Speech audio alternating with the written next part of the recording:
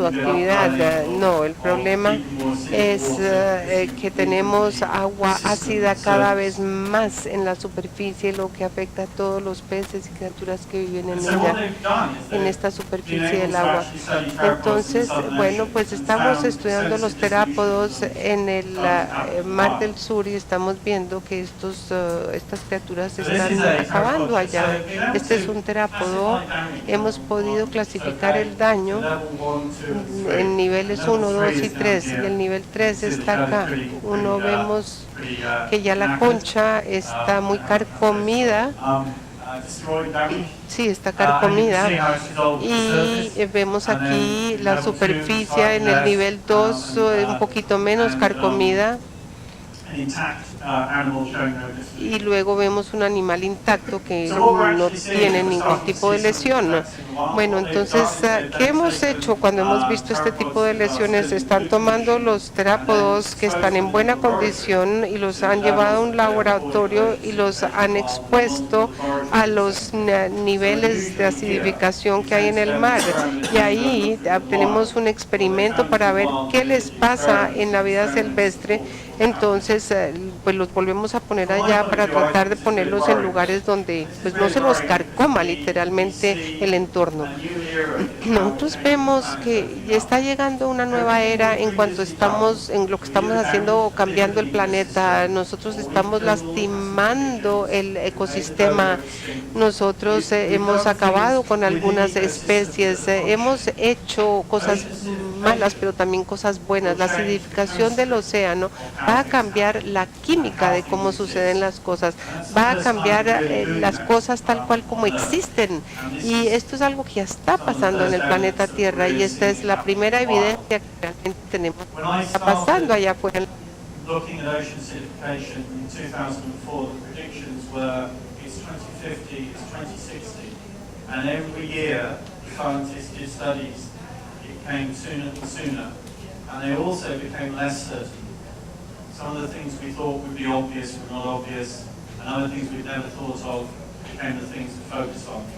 And so we have a really worrying situation occurring where we're seeing significant change. So what does the future hold for the ocean? Where do we go from here? Well, we've clearly got some choices to make. Now, with this, we need to think differently. We need to think with much more ambition. I've shown you a load of the evidence, and if I say, you know, we're sort of doing this perhaps 3 to 10 times faster than the last extinction events, we need to pick up the pace on protecting the ocean and recognizing it and embracing it and acting on it. We have a choice. We can either go and try and restore oceans, we can try and keep level pegging, sustainable where we are, or we can deplete. Right now, my personal view is, unless we really work with more ambition, even that is doomed, even sustain is doomed, because how we're changing the whole system, and we're likely to go further down the path. Where we really need to be is up here. And I'm going to talk about some of this stuff in the next part, because the things that you're doing, marine protected areas, are actually things that they're not going to solve some of these big global problems, but we know, and I'll show you some of the evidence, that they give us a breathing space. The stuff you're doing with mangroves, it's incredibly valuable for biodiversity, but it's also restoring carbon sinks, using natural ways of keeping carbon in the ground. We need to keep as much carbon where it should be, and not in the atmosphere. So we've been looking at these things. We have global conferences. We had the Rio Plus 20 conference. And the challenge, I think, is to get enough ambition in the decision making and enough speed in the decision making to basically enable us to move forward and build better futures for the ocean and dependent communities. Part of this is actually, I showed you the annual share price, and I wasn't joking, because I think we need to think about the ocean as an economy and equip environment ministers with the language to talk to Treasury in terms of economics and value. This is why I'm so taken by your 50% of Colombia is beneath the sea. These are the messages that politicians need to hear and need to understand, not just the value for biodiversity and value for economics, but the role that your work is playing, but also can play at a level up in terms of protecting the ocean. So there are things we can do. We can think of the capital, we think of economic capital, we can think of the blue capital in the ocean, the natural habitats and what they can do.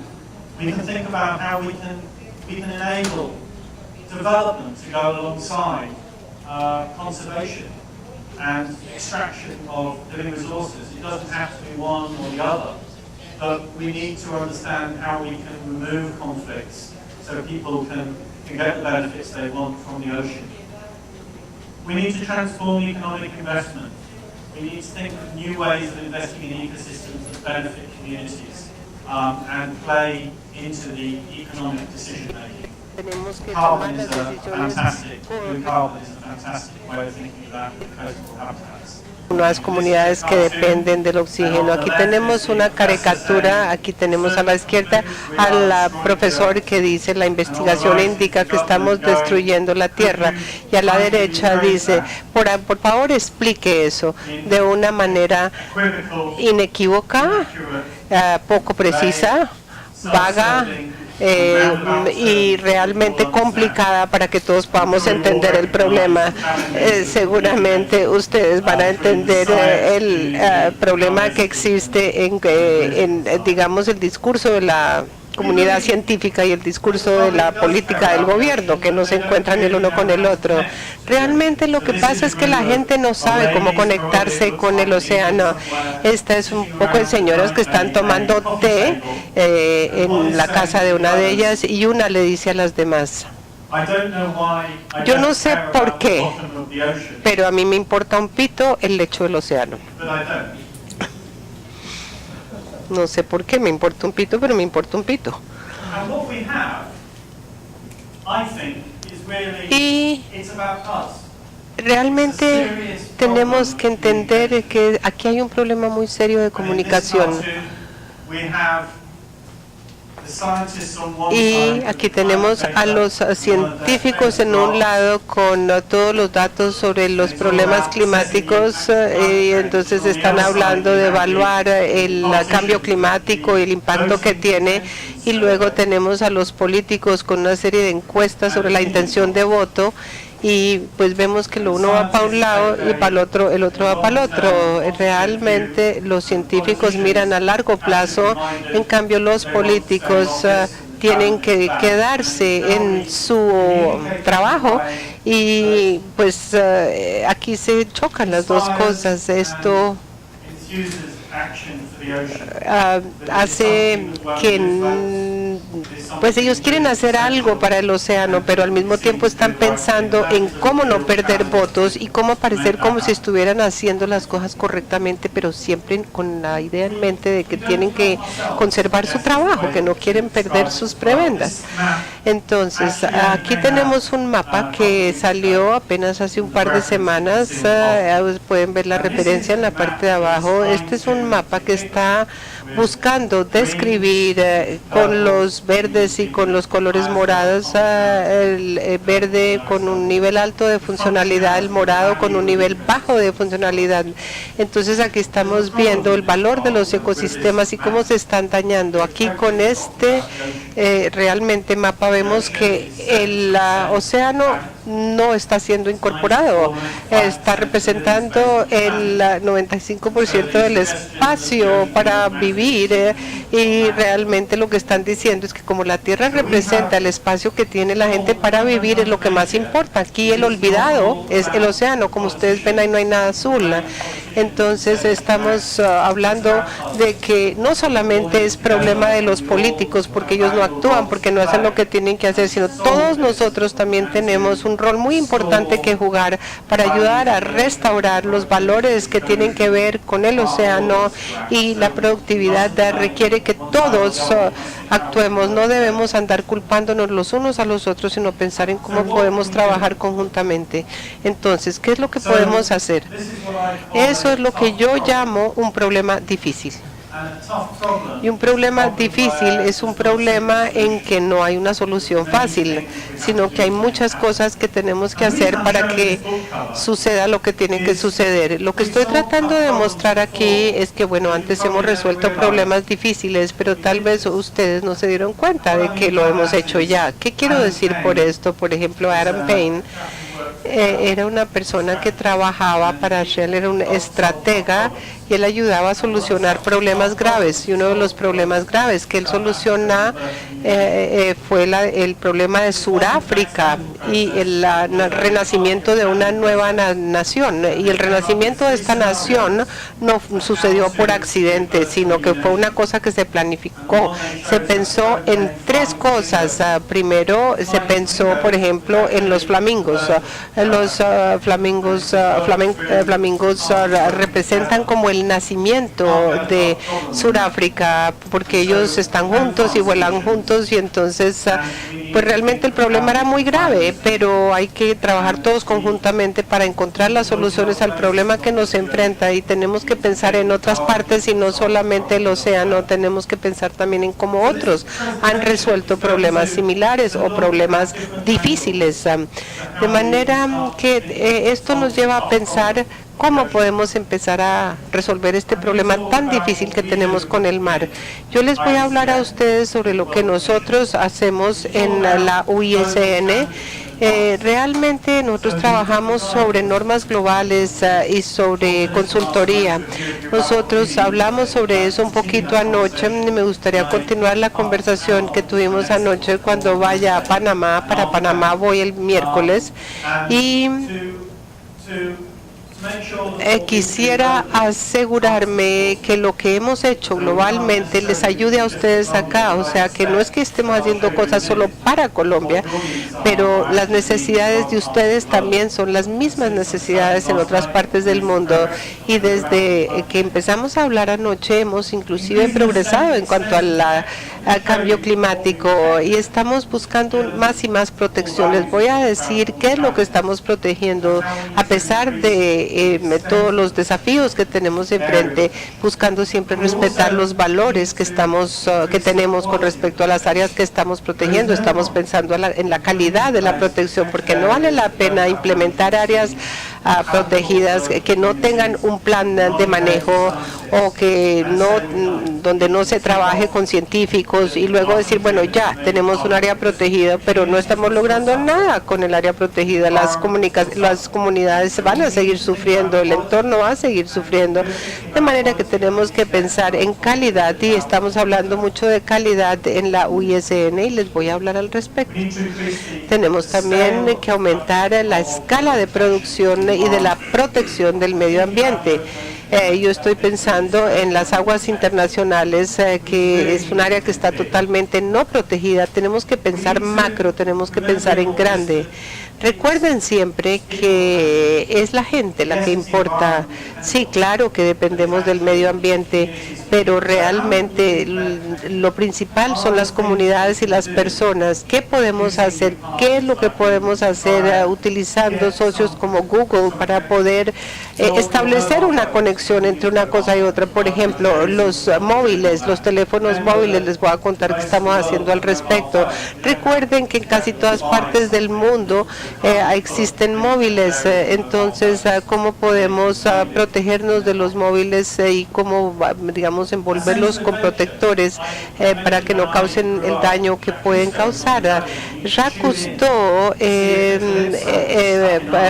por ejemplo, trabajaba en el Calipso y siempre miraba si estaba encallado en el hielo o, bueno, él siempre estaba ahí. Él era un aventurero. ¿Y dónde está la siguiente generación de aventureros? Voy a hablar también de eso.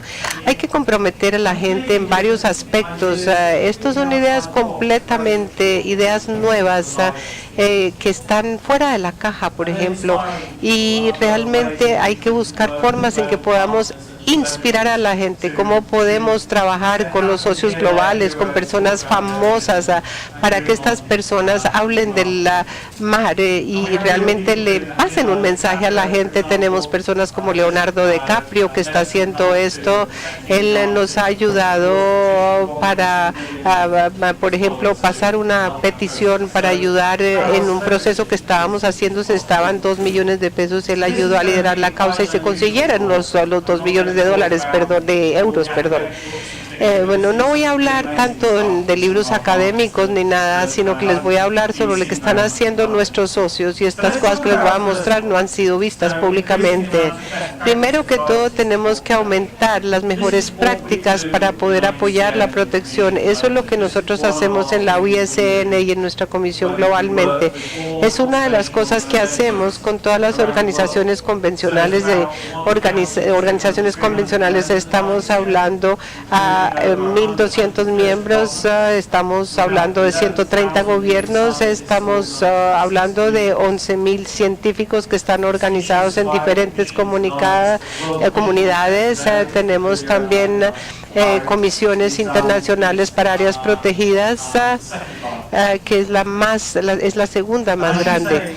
Y en este momento, cuando pensamos verde, estamos pensando en una red de expertos verdes que nos van a ayudar, y yo sé que va a ser la experta para Colombia,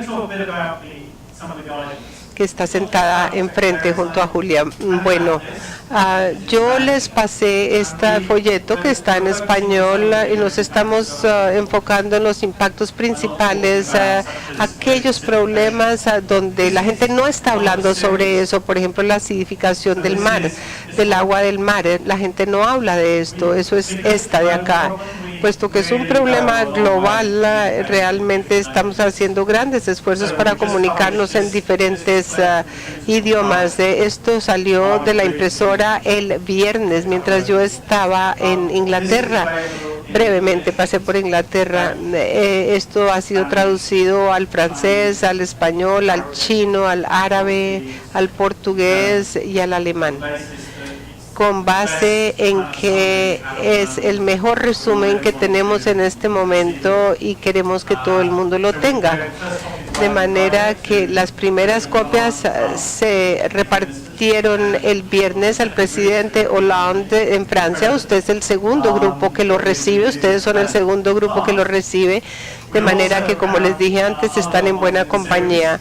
También tenemos otras en la serie y tenemos otros mensajes que tenemos allí en el folleto de Río, y luego hay otro que responde a las preguntas que ustedes puedan tener. Ya había habido acidificación anteriormente. ¿Qué pasa cuando hay acidificación? Y luego tenemos unos hechos que explican las preguntas en términos muy sencillos. A mí me gustaría preguntarle a Julia o decirle a Julia que si quieren más copias se los enviamos gratis hasta Colombia, y en 200 copias o 300, 400 copias, lo que sea que podamos producir. Vamos a ver qué tenemos en inventario para que ustedes distribuyan esto. Yo voy a añadir esto a la lista de cosas que voy a hacer. Pero hablemos de las áreas marinas protegidas. Desde un principio hemos estado muy activos, y les voy a mostrar algunas de las publicaciones que están disponibles desde un principio, como les dije. Y esto fue desde el primer vicepresidente de la Corporación Marina. Primero empezamos con el señor Cala, que estableció la barrera de corales, y luego Aquela, y luego yo, y luego Graham fue el que lideró el proceso de producir este conjunto de 4 volúmenes, y luego Ayla, que fue el segundo vicepresidente, y básicamente lo que él hizo fue hablar sobre el manejo efectivo, sobre una administración efectiva de estas áreas para que no solamente tengamos parques per se, sino que estos funcionen. Es decir, la pregunta acá es cómo va su parque natural o cómo va su área protegida. Y este proceso de trabajar sobre un sistema de administración activado es algo en lo que vamos a estar trabajando masivamente en los años por venir. Hemos producido muchas guías para que la gente pueda construir redes acerca de las áreas marinas protegidas. Estamos tratando de hacer esto en varios idiomas. Estamos guías, tenemos información de cómo se pueden construir estas redes. Podemos también proporcionar guías más detalladas y también tenemos un folleto sobre diversidad. Es un documento muy valioso que explica qué es lo que está pasando alrededor del mundo con respecto a las áreas marinas protegidas. Cada 4 años tenemos un Congreso de Conservación del Mundo donde reunimos a todos nuestros miembros y este año esto se realizó en Corea. Y una de las cosas que nosotros producimos allí fueron las nuevas guías para explicar sobre el manejo de las diferentes áreas protegidas y también qué es una área marina protegida. O sea, le dimos una definición a esto. Esta fue una guía, fue una pauta que nuestros miembros querían que produjéramos globalmente. Esto se demoró 5 años porque es un proceso bastante complicado.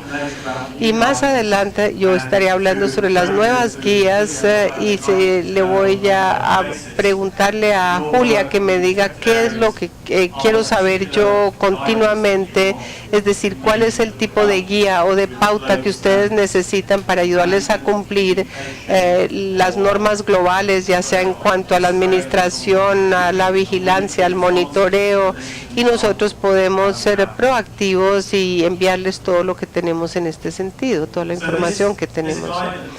Esta guía o esta pauta, pues aquí tenemos una guía terrestre que la entregamos en el 2008. Esto se enfocaba realmente sobre la tierra, pero todo el mundo quería saber qué estaba pasando con el mar.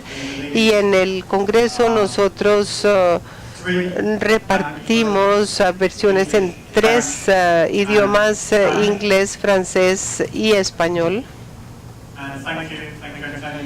Muchas gracias, Antonio. Muchas gracias, Ilia, por el apoyo. Fue Colombia que vino a nuestro rescate y nos ayudó a sacar este volumen en español. Esto fue muy apreciado en diferentes países del mundo. Esto nos permitió y nos sigue permitiendo seguir pasando nuestros consejos para explicar qué es realmente lo que estamos buscando lograr. Y pues nos ha permitido explicar nuestras normas, nuestros estándares. Y aquí tenemos más información acerca de en qué consiste un área marina protegida. Hay muchas opiniones diferentes que tiene la gente sobre qué es un área marina protegida. Por ejemplo, los dueños de las empresas de pesca dicen, bueno, eso es exactamente lo que estamos haciendo. O los que tienen, por ejemplo, cultivos de langostinos también dicen, eso es lo que estamos haciendo. O sea que yo creo que nosotros tenemos que explicar más claramente cuál es la esencia de una área marina protegida, de qué se trata realmente la protección del ambiente. Esta es una definición de un área protegida. Aquí tenemos una definición, ¿no?, que básicamente dice así: un área protegido es algo que está claramente definido desde el punto de vista del espacio geográfico, es algo que es reconocido, algo a lo que se le está dedicando tiempo y manejo a través de medios efectivos y medios legales para lograr una conservación a largo plazo de la naturaleza con servicios del ecosistema asociados. Es muy importante que la gente entienda cuán bien las personas y los países están implementando este tipo de objetivos globales. En esta guía se explica cada palabra para que no haya ningún tipo de malentendido. Esto es para recordarles a todos que, bueno, yo he estado hablando sobre una protección muy estricta, he estado hablando sobre la no extracción de los recursos organismos vivos. Pero en las áreas marinas protegidas hay 6 categorías que definimos específicamente porque podrían ser muy útiles para el manejo de puntos contradictorios, y tenemos que asegurarnos que la no extracción sea sostenible. Si nosotros tenemos, por ejemplo, objetivos a largo plazo, bueno, se pueden tener empresas de pesca, pero tiene que hacer esta empresa de manera sostenible. Y pues obviamente si hay un conflicto entre las compañías de pesca y la conservación, siempre va a ser la conservación la que tiene la prioridad. También hemos desarrollado otro tipo de pautas para ayudarles a los países y a cumplir las normas. Esto es sencillamente una muestra rápida de todo aquello que estamos desarrollando en este momento. Tal vez no ahora, pero más adelante, si hay cosas que surgen de Colombia, pues las deberíamos poner aquí en la lista, cosas que para ustedes sean muy importantes. Aquí tenemos, por ejemplo, el primer punto, que es unos lugares en el océano y cómo manejar los valores de estas zonas que hemos establecido en diferentes partes del océano. Hemos reunido a todos los gerentes de estas zonas por medio de la UNESCO, porque es un programa que lidera la UNESCO, y ellos han estado pidiendo ayuda acerca de cómo hacer la administración para los valores que representan estas áreas y por qué es que están siendo protegidas. Estas son áreas que tienen que ver con valores universales y principios universales. Hay algunos países que, por ejemplo, están compitiendo por, digamos, salvar un pedazo del océano, y otras personas que están preguntando, bueno, ¿cómo lo va a hacer? ¿Cómo lo va a manejar? ¿Cómo lo va a monitorear? Entonces juntamos a las personas que son responsables por algunas de las áreas protegidas más grandes del mundo y los reunimos con otros que quieren establecer estas áreas grandes para que se comuniquen y hablen sobre cómo se manejan estas áreas y cómo se reporta sobre el progreso. Por ejemplo, en las áreas de Phoenix o el gran arrecife de coral en Egipto, bueno, pues hay gente que maneja eso y usan diferentes prácticas, y es importante que se reúnan con personas en otras partes para compartir, de manera que podamos reunir las mejores destrezas por medio de la UICN y que estas personas puedan trabajar en este tema. Por ejemplo, estas personas van y estudian las colonias de focas. De esta manera logramos métodos para comunicar en las diferentes áreas y podemos empezar, digamos, a estudiar conjuntamente cuáles son los desafíos que existen en las diferentes áreas. Por ejemplo, podemos empezar a hablar con las comisiones sobre las áreas protegidas. Entonces vamos a tener áreas que tienen ballenas o que tienen otras especies, y desde luego va a haber una serie de desafíos y problemas, pero todo esto lo podemos compartir con las otras personas para que nos ayuden a resolver los problemas que tenemos. Vamos a estar ofreciendo también guías para las áreas que no están protegidas por una legislación. Pensamos en la legislación para muchas partes del mundo, pero hay muchas partes que no están protegidas por leyes mundiales. Entonces también tenemos la obligación de proteger este tipo de comunidades, por ejemplo, que no están protegidas por ley. Debemos entender cuál es la mejor práctica para hacer este tipo de protección en comunidades y lugares que no están protegidas por ley. También vamos a estar desarrollando guías sobre técnicas para poder comunicar mejor y para poder expandir el mensaje que estamos enviando sobre las áreas protegidas. Esto también es un elemento muy importante en términos de realmente saber cómo comprometer a la gente cada vez más y mejor.